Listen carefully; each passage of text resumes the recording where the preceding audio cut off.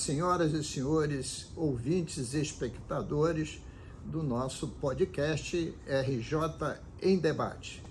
O episódio de hoje nós vamos fazer uma prestação de contas sobre o primeiro semestre do nosso mandato. Na luta pelo estado de bem-estar social.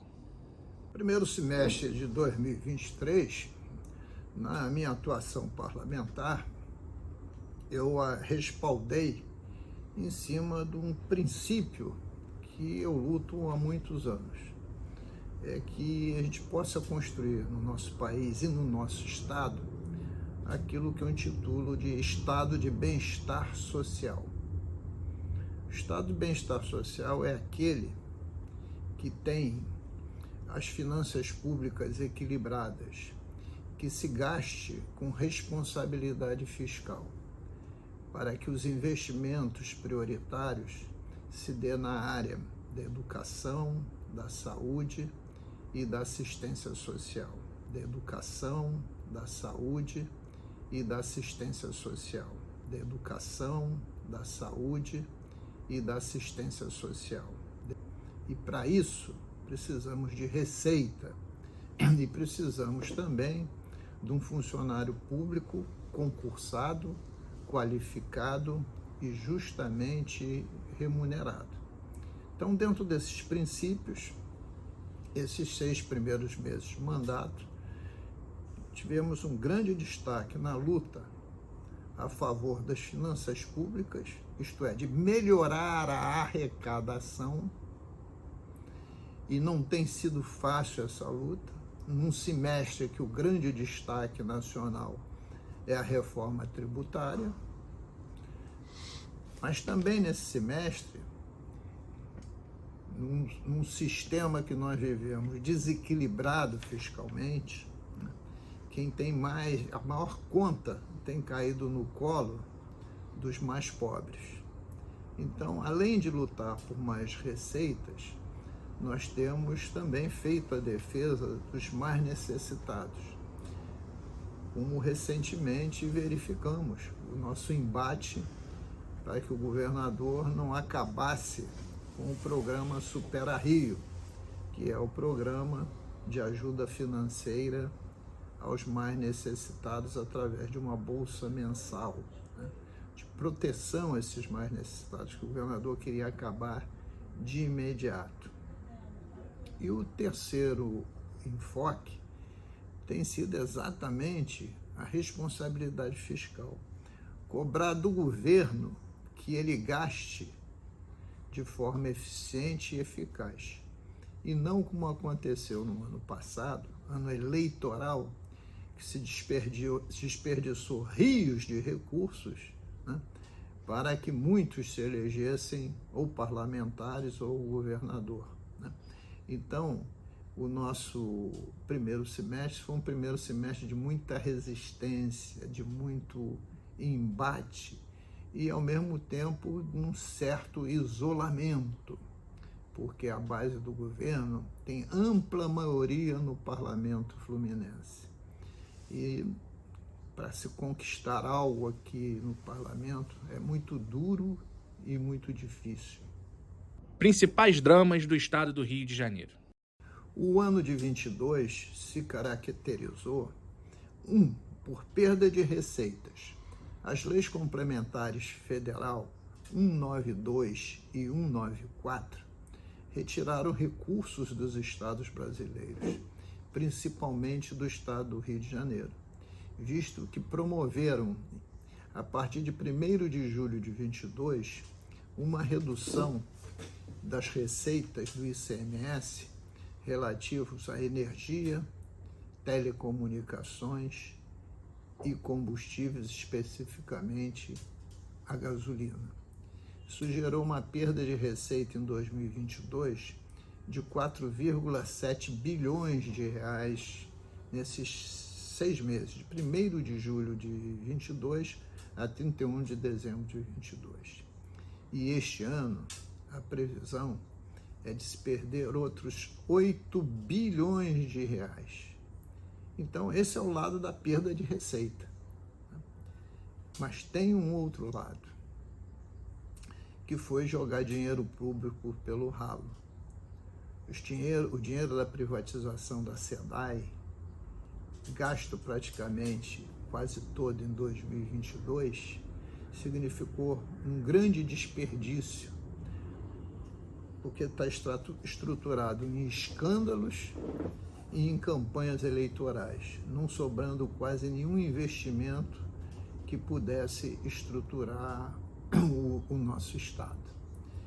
Então, estes dois defeitos na receita e na despesa levaram que, neste primeiro semestre de 2022, nós analisássemos a Lei de Diretrizes Orçamentárias, que está prevendo que a despesa seja maior que a receita em 2024, em 3,6 bilhões de reais. Em 2025, a despesa vai ser maior que a receita, na ordem de 6 bilhões de reais. E em 2026, a projeção é que a despesa seja maior que a receita, na ordem de 8 bilhões de reais. Então, você veja esse desequilíbrio entre despesa e receita, foi um erro imperdoável, que vai nos macular daqui para frente. A outra questão grande e séria é que o governo não pode se conformar com os critérios do regime de recuperação fiscal, que foi assinado em 22, né? Mas que uma proposta de 9 anos, com projeções de receitas que não previam as perdas que aconteceram por responsabilidade da União em 2022. Então, estourou esse plano. E nós não temos como vencer e sairmos do regime de recuperação fiscal positivamente, pagando um juros médio de dívida à União, da dívida assumida pelo Estado com a União, na ordem de 5,2% ao ano. É um juro para os estados brasileiros extorsivos. Além do mais, um governo que foi eleito em primeiro turno, o governador se sentiu um pouco uma majestade, mas a gestão pública não permite o desperdício, a incompetência. E quem paga esse preço geralmente é os mais pobres, como nós temos visto que tem acontecido. Fora o descontrole muito grande na área da segurança pública. A gente passou a viver um estado perene de medo, onde as ações policiais são as constantes do noticiário em qualquer ponto dessa cidade. Tanto é que um dos programas mais importantes do governo passa a ser o Segurança Presente, porque todos querem o mínimo possível de segurança para readquirirem uma liberdade de ir e vir que está perdida. Desafios. O segundo semestre promete ser um período de muito trabalho. O que temos pela frente não é só trabalho, é muito embate político e até ideológico. Porque tudo indica que ainda no mês de julho, a Câmara Federal aprovará o esboço, o arcabouço de uma reforma tributária. Porque nós vivemos num hospício tributário. Benefícios fiscais que geram um desacerto nas contas públicas imensa. Nós temos benefícios acumulados fiscais de 24 bilhões de reais por ano, que não está dando o devido retorno em geração de emprego, crescimento de renda e até mesmo de desenvolvimento econômico com crescimento do PIB, Produto Interno Bruto. O Produto Interno Bruto do Estado do Rio de Janeiro, nos últimos 10 anos, foi negativo, e o do Brasil foi de apenas 1 ponto percentual positivo. Olha, diante desse quadro de desalento A reforma tributária propõe unificação de impostos, né? O ICMS se unificar ao ISS no âmbito dos estados subnacionais, que é estados e municípios, ter uma arrecadação tributária centralizada na União e depois repartir esses tributos entre estados e municípios, mas propõe também paulatinamente acabar com o benefício fiscal, propõe que as alíquotas sejam nacionais, com pequenas variações em relação à alíquota fixada pelo Congresso Nacional ou pelo Senado Federal, né? Então tem mudanças estruturais profundas, que vai fazer com que no segundo semestre tenhamos, se essa reforma tributária for aprovada na Câmara, depois ela vai para o Senado ainda, né? E se ela for aprovada nas duas casas, eu imagino que possa acontecer isso em agosto ou quiçá em setembro.